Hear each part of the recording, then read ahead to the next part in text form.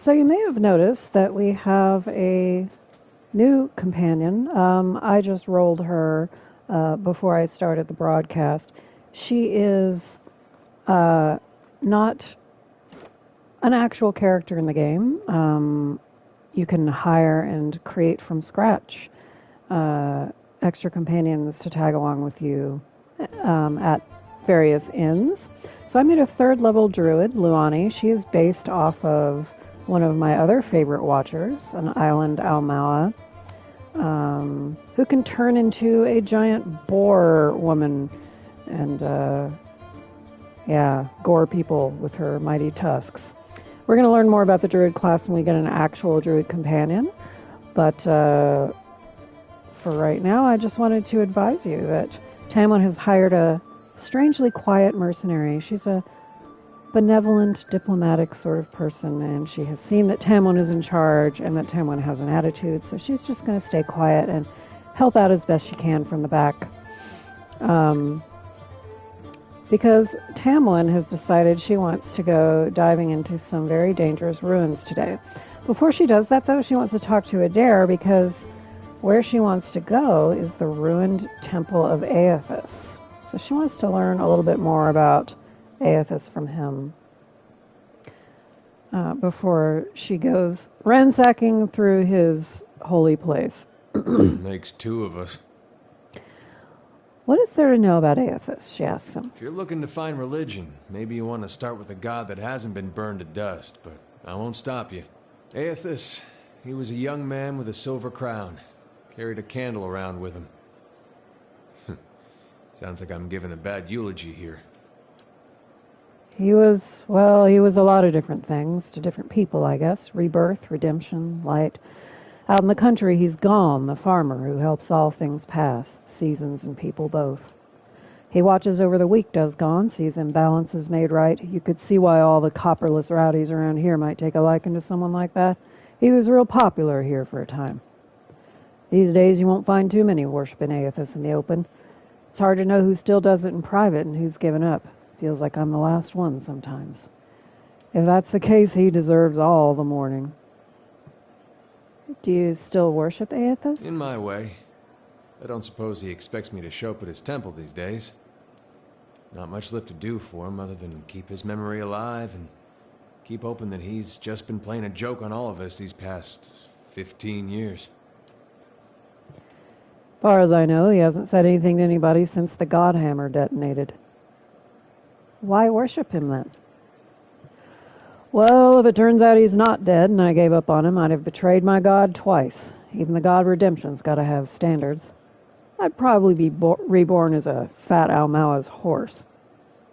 That's not really it, though. Not all of it, anyway. Guess it's more I still believe in the things he believed in. I just hope his death doesn't mean the death of those things as well. Sometimes it looks that way.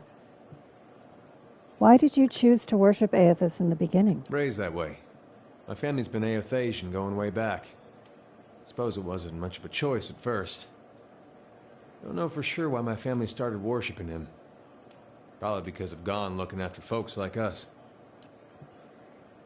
Could just as well be that my ancestor did something so bad only Eothas could forgive. It'd explain a lot about where I got some of my less respectable traits. Did you only worship him because that's how you were raised? Mm-mm. There was something I genuinely liked about Eothas. Always. Like he understood people better than the other gods. Knew all our flaws and weaknesses and accepted us for that. Folks are at their worst when they're afraid. A god like Eothas, he made you realize there was nothing to fear. Made you a better person. Of course, he goes away for a few years, and look what happens. What made you think Widewind didn't speak for Eothas? Was his actions. Not when he started his rebellion, and not even when he took over Raed Saris. It was when he sent his armies into Deerwood. Up to that point, he was sticking up for his people. That's what Eothas does, at least the Gone part of him. The farmers were starving and their government didn't lift a finger. I figured if it wasn't Eothas himself, at least he had the right idea. But then he sent armies across the border. Even crossed it himself in the end. Word was he was chasing refugees that escaped the rebellion, wanted to punish them. and punish us for allowing them to live here. That just didn't fit for me. Those are the deeds of a vengeful god. Scan or Woodaka, maybe. Or just a man who'd lost his sense. I still have trouble believing it, but there's no one left to ask if it's true. Tell me about the purges. You sure you don't want to talk about something more pleasant? Like the War of Black Trees or the Legacy or something? It's eye-opening, seeing just how naked you are when you've got no god to protect you. The Saints' War was a hard time to be at Deerwood. People thought it was the end times. They'd talk big about how we were going to defeat a god, but I don't think there was a man from here to the White March didn't think he was going to die.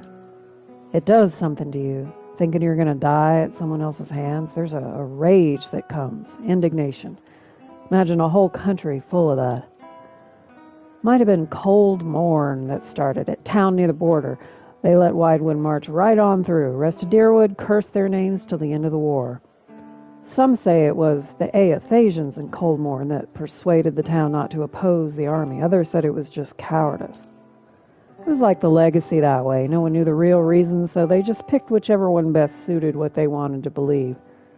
Either way, that town was burning before the first ashes of Eothas hit the ground, and it felt good to the people here to be in control after being so helpless, so the fires spread. A lot of us Eothasians went the way of our god. There were claims from the Church of Magran that she'd actually commanded the purges. I found that hard to believe. Sounded to me like people doing what they wanted, wrapping their god around it like she was a cloak.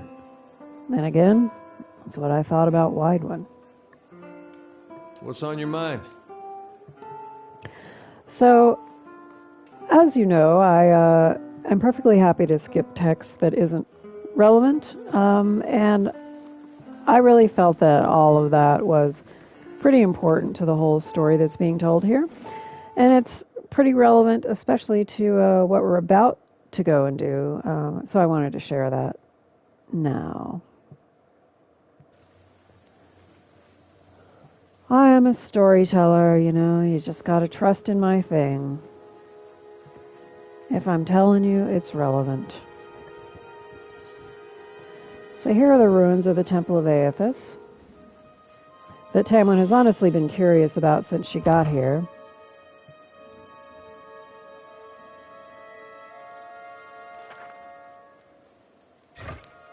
A little hidden loose brick for Tamwen to pry up and steal what's underneath. And now we go into the Temple of Eothas.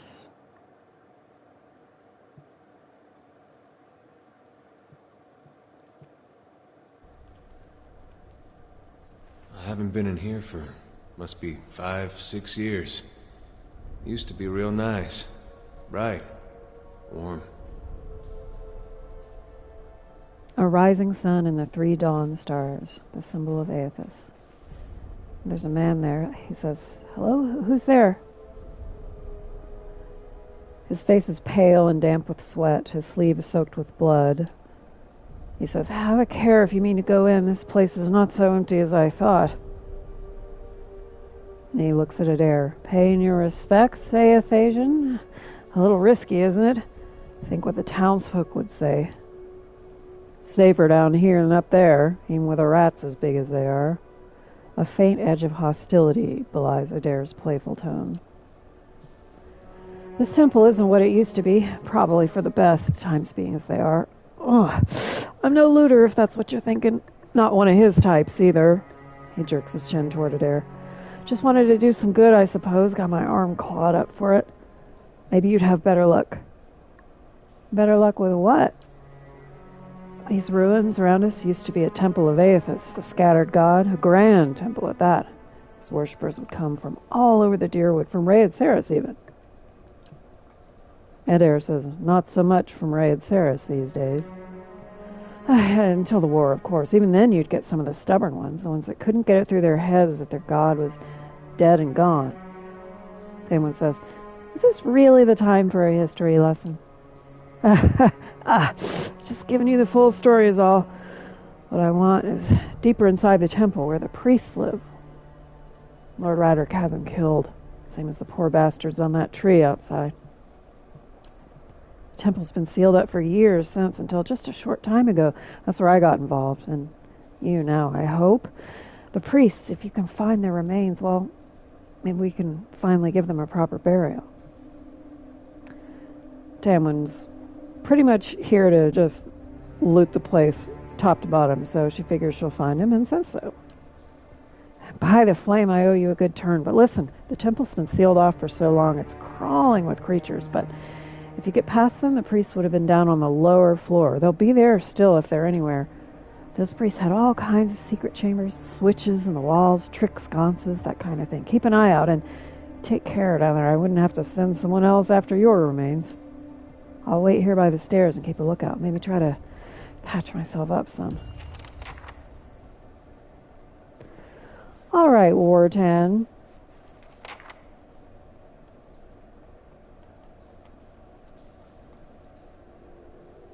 Let's go and find some dead priests and maybe a few other things. What does the flame reveal?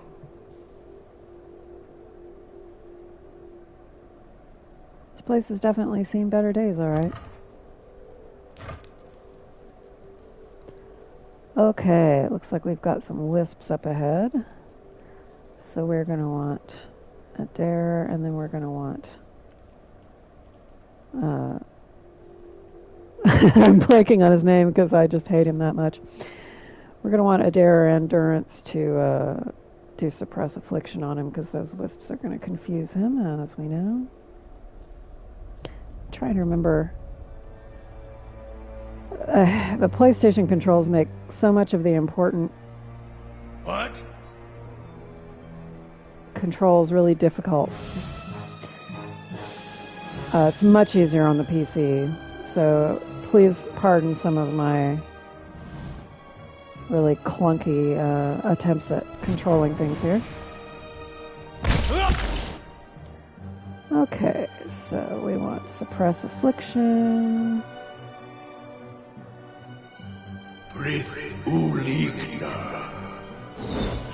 Okay, so we got our attack back. And now everybody else can join in if they want. Oh, I forgot to adjust the druid's AI. I'll do that next battle.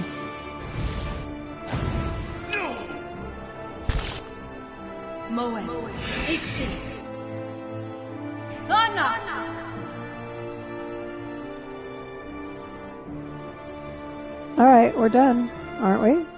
Yeah, we're done. Okay.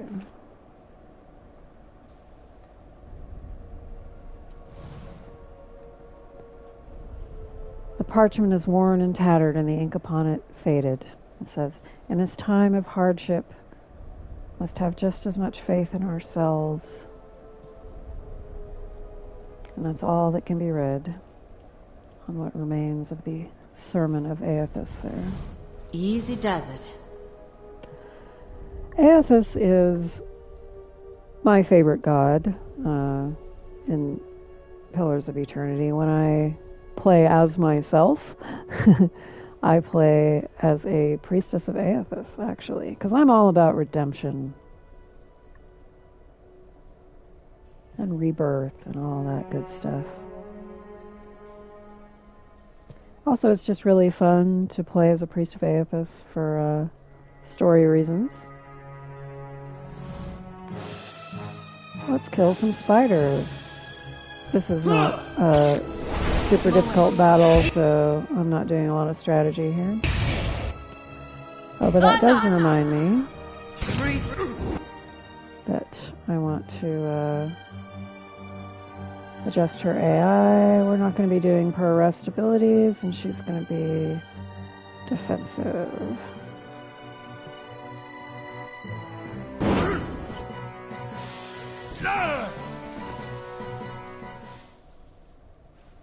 Alright.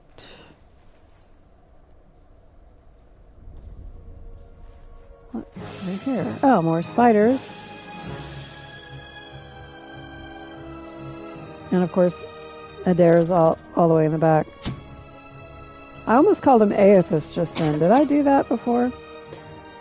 Did I call him Eothas by accident? That would be very flattering to him, but yeah.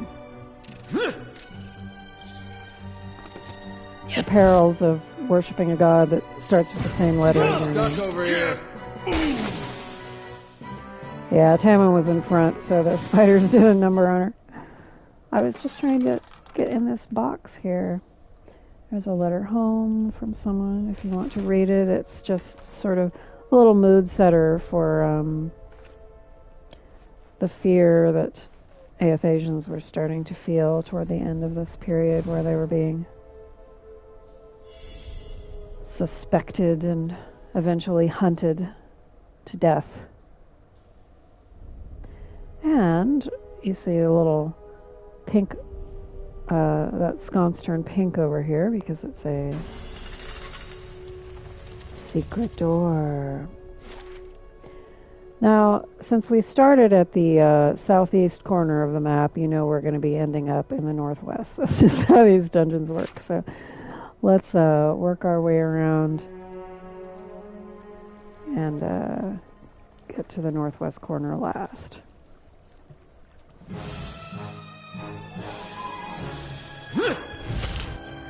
Skuldr, remember those from the very beginning? Little blind bat-like guys with very keen ears. Except, you know, that one's ears aren't so keen anymore.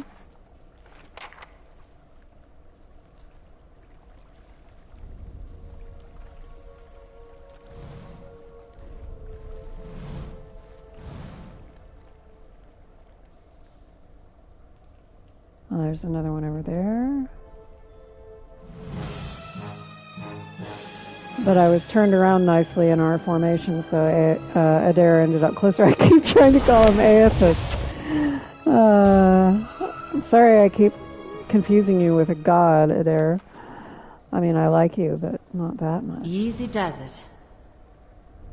Now, there are some people who really, really like Eder, who...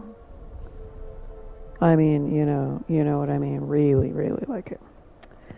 He's not my type. I grew up in the South, and so I have lost all ideas of that accent and general demeanor being charming. No, but he's all right. Eder's a good guy. I think he's someone who takes Eothas' teachings very seriously. And he tries to be forgiving and understanding.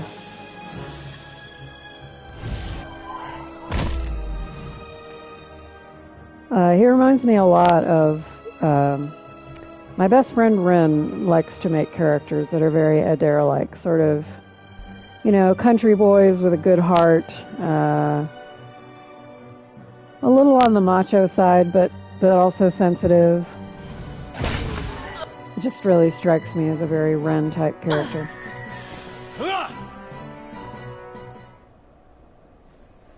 Ren Wallace is her name. She's a writer. She has some short stories published that you should check out because they're awesome.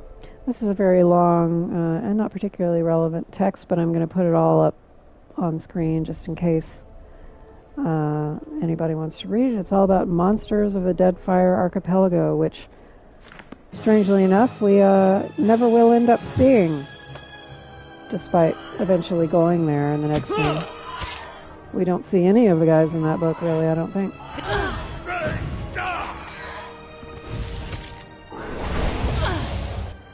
A few more Skuldr. Now, in this temple, there are some books and notes and things that we are going to want to pay attention to, so I will be reading those for you. Because I know most of you aren't really watching. That Deadfire one, though, we can just put that away. Did I miss a book? I feel like I missed a book.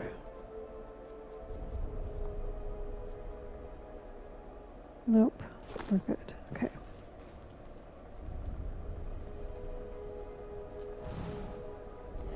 Now, the only reason that Tamwen is down here light, is flame, and sound. that she knows this place has been abandoned for years, and she's looking for stuff.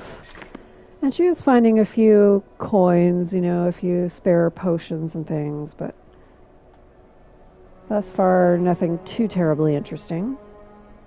She, of course, has not said out loud that that's why she's here, because Eder would probably be deeply offended.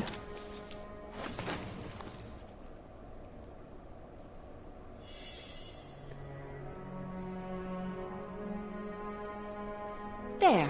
What did I tell you? A locked box with a bow in it. Nothing too exciting. A letter from the Rectrix in a hidden compartment saying, Lord Radric would not risk his position by harming us. Wertan pretends at alarm. Hey, we know that name. That's the guy we met upstairs. He knows full well that these are empty threats and means to frighten us into departing our home. Are we to abandon Gilded Vale to the heretics? Wertan, too, will play his part when the time comes. Our temple will stand long after Lord Radric's hold is but gravel and memory. Yeah, sorry, Rectrix. That's not really how things worked out for you. And there's an engraved silver key here.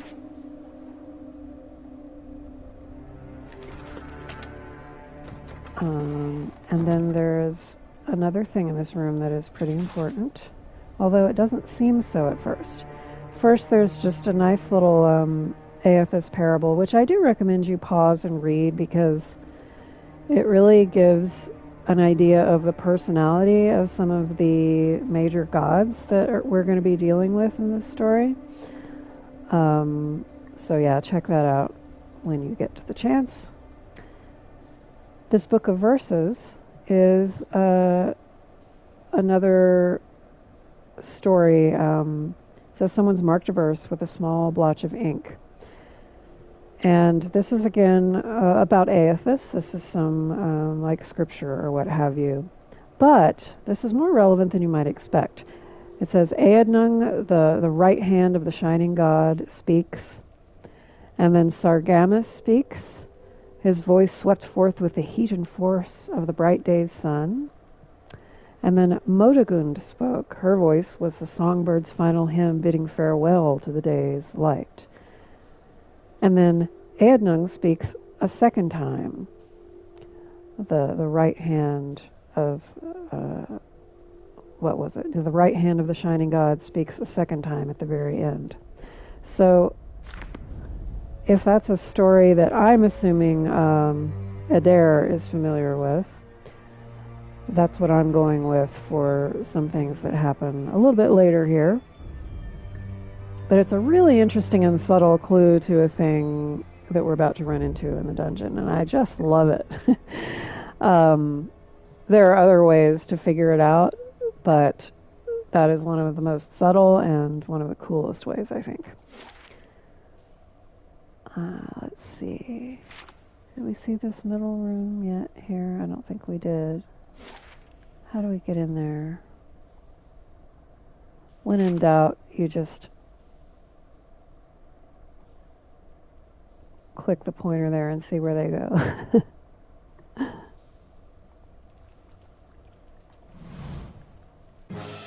Oh no, I have them separated and there's combat going on. Who's being attacked? Oh, it's just a spider, no biggie.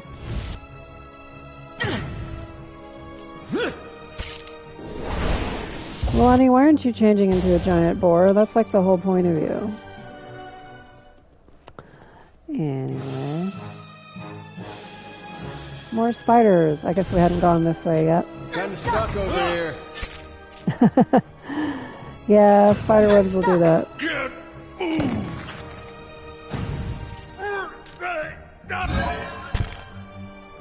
There you go. Now Luani's turned into a giant boar. For a minute anyway, before she got killed. If she'd done that earlier, maybe she wouldn't have died, because one of the things about that giant boar form is it regenerates endurance. Oh, Luani. That's what happens when you hire random mercenaries.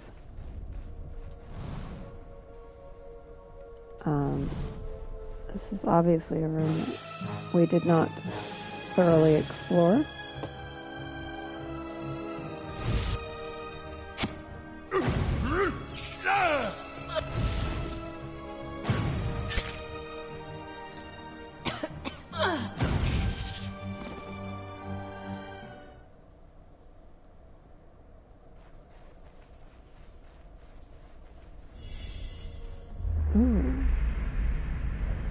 Okay, so this is another spirit encounter that I'm not going to read in its entirety. The most important thing is just the general sense of people being frightened and hiding. Apparently the temple is under attack. And the Rectrix is trying to keep everyone calm, and they're singing and trying to, stay focused on their prayers, and it's very sad.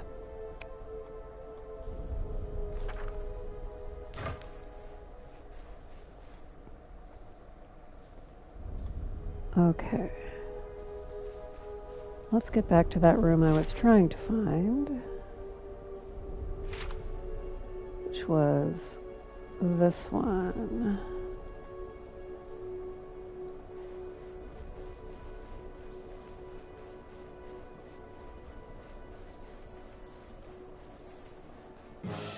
Another spider. One, I think.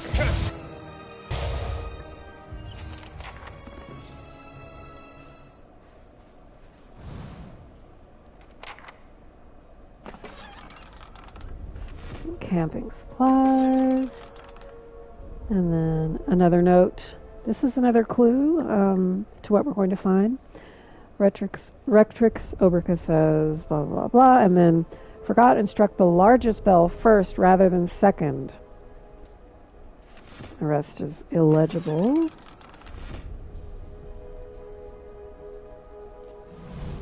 So the larger bell is supposed to be second.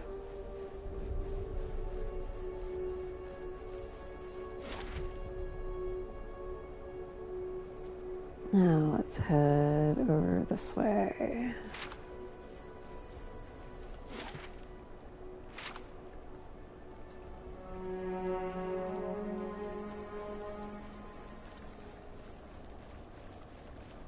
I'll see what I can find.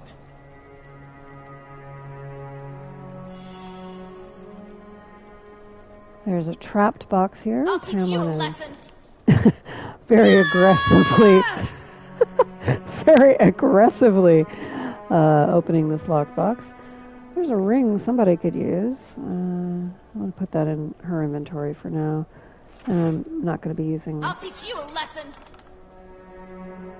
that scroll. But anyway, yeah, I'll distribute all that stuff later. Let's have Eder go first through this doorway.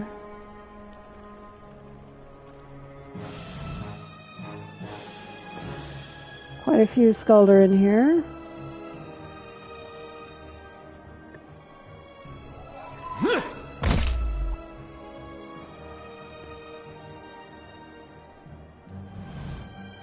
Alright, Durance, you could come in here now.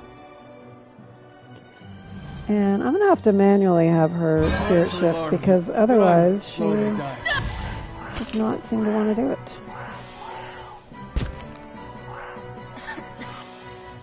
This is awkward. I don't know how I ended up in such a terrible positioning there, but let's give these guys some bark skin, and let's do a little bit of holy radiance. Eothas, you can hit these guys with your thing. I don't think I can actually blind Skuldr, but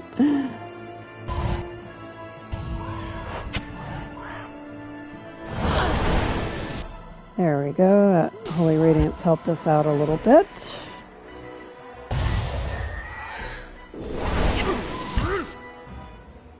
Okay, we should be okay now.